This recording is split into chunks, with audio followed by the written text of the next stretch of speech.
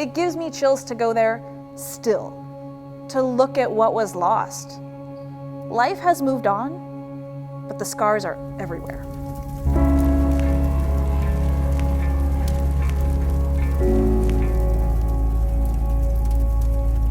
You know, 5 years ago, I don't think we even really understood the scope of what happened there. We were originally hearing, the first reports started coming in that Pateros was burning down. And so obviously we knew we had to jump into action and we had to get there as soon as we could. Once we got there, we realized that some of the town obviously was still saved, but chunks, blocks of people's homes were just gone. It was black and there was nothing there. And it was pretty incredible because you could see right where it had burned up to someone else's backyard and had been able to be stopped. And so, there were several places. There was a church that miraculously everything around it had burned, but the church was still standing.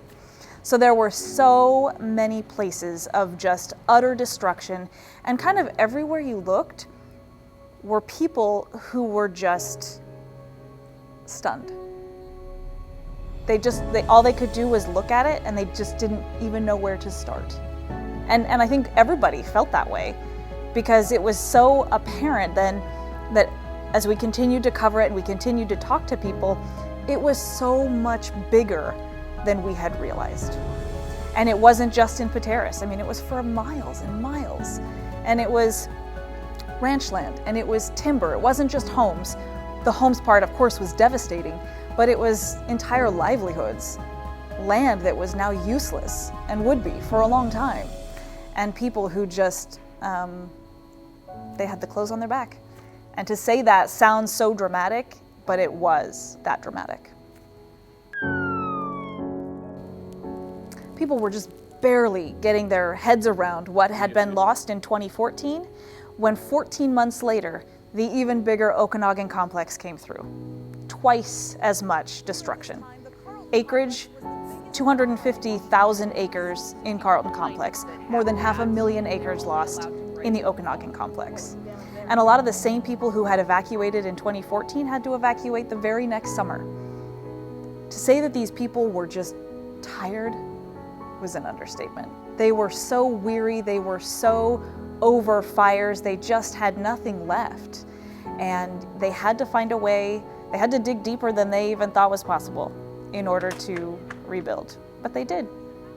There isn't a single story that I've ever covered in 18 years of my career that has ever mattered more than this one. And that's true. That is 100% true. I have met so many people whose lives were just leveled by this fire. And to even have a small hand in the recovery and telling those stories and making it known to state officials, to lawmakers who can make a difference. We've really appreciated the fact that people let us in to all of their pain, to let us tell that story, because it was a powerful one. And it was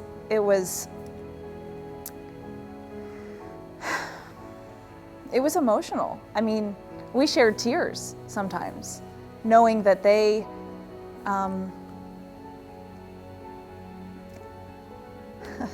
okay.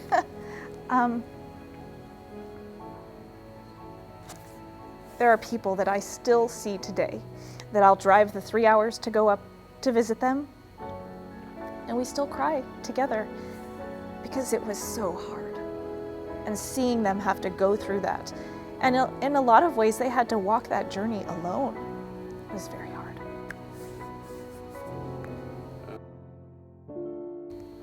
Now, things are different. When we go to fires now, they immediately send as much air support, as many crews that are nearby that can go. But at the time of the Carlton Complex, there were fires everywhere already. So many of the state crews were already occupied on other fires. There just wasn't help to be had. By the time it had exploded, it was too big. It was just too big. And then we started to hear the reports of, well, they had days to respond to it. We watched it 2 hillsides over just creep along the ridgeline. And so many people, independently, who didn't even know each other, asking the same questions. Why didn't they put it out sooner? Across the board. Young people, old people, people separated by 100 miles. And suddenly they were all saying very similar things, which is there were fire crews parked down the street that didn't help. They couldn't get the go order. A lot of the firefighters wanted to help, but the people who were in charge, not the people in Okanagan County, but the people in Olympia, the people elsewhere who were making the calls, wouldn't give them the order to go. And it was really devastating for these people to look out, and they're trying to fight a forest fire with flames 300 feet up with a garden hose. They were never going to win. And so that was the insult to injury, because they lost everything. But the part that was so hard to get over was the fact that it didn't necessarily have to be that way. Help was there, but they weren't able to act. Here in the middle of Pateros was one of the places hardest hit. There's been a lot of development for the people who just had to find a way to start over. 60% of the people who lost a home were uninsured or underinsured. And so they literally had no way to help themselves to get back on their feet. And so it was purely by volunteers and people who created organizations and nonprofits to help these people.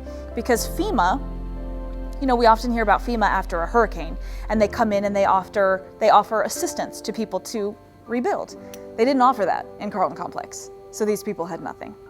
So these really dedicated groups of locals got together, they formed their organizations, and they figured out how to go out and raise money to help people, because otherwise they were going to leave. They had no other way to live. And so, they're a very tight-knit community. They wanted to help each other. The road to rebuilding didn't come from outside help. It came from regional and state volunteers, for the most part, church organizations who were dedicated to helping people for nothing in return. And so they were able to rebuild dozens of homes and come in and make a life possible for people again in Okanagan County. They didn't have to leave the home that they loved, the land that they loved. They were able to stay because people were willing to help. It's been pretty incredible to meet these people and to watch their progression, and not only that, but their emotional journey, because there was so much emotional healing that had to take place. Not just because they lost everything and they had to replace it, and there are so many things that were lost forever that just couldn't be replaced. Photographs, war memorabilia, things from grandparents that had been handed down, stuff that they would never ever be able to recover. And so there was a lot of emotional trauma. A lot of people said every time they even saw fire on TV, it started to bring back those memories and that fear. People were afraid to leave their house because they worried that it wouldn't be there when they got back. They were worried that their house wouldn't even be standing when they got back. And so they had to do the physical rebuilding, and they had to do the emotional healing. And so it was very, very difficult for a lot of people. And it's been very difficult for that entire region, because some people, it's been so easy. It's a statistic that we often hear that no lives were lost in the Carlton Complex, which is technically true in the immediate firefight. But people had strokes, people had heart attacks, people were lost as a direct result of the fire and the aftermath. For an outside person to come in and visit, because they have, it's so beautiful there. There's so much recreation. People flock to that area to vacation and camp and spend time, and they love it there. And if you were to go there now, you look around and it's very beautiful again. There are still a lot of dead trees in the distance, but a lot of the green has come back. A lot of the homes have been rebuilt. And so people, I would say, there's a definite sense that the people there have turned a corner. You'll never, ever forget what happened, but they have been able to find a new normal and find a new life that isn't just defined by the fire anymore. Because for such a long time, it was everything. But they've been able to find their way back and still know that it's there in the distance, and it happened, and they lived through it, and it was terrible, but they're okay. Oftentimes, they kind of just get forgotten. Wildfire in that area is not new, of course. They've had wildfires forever in that particular part of the state. What was so interesting in this fire, and even in the years after, for example, in California last year, devastating fire, absolutely devastating. It made headlines all around the world. And then people rushed in to try to help those people, which of course they needed, and that was wonderful. But people didn't realize that the same thing happened here. The same thing happened right here in our state. These are our neighbors, these are our friends, and they lost the exact same thing. And what was interesting is that the people who lost so much in Carlton Complex learned how to fundraise on their own. They learned how to apply for grants and get help. They were so good at it. They went down to California last year to teach them how to do what they did in Okanogan County, because they became so effective that they were able to pass that on.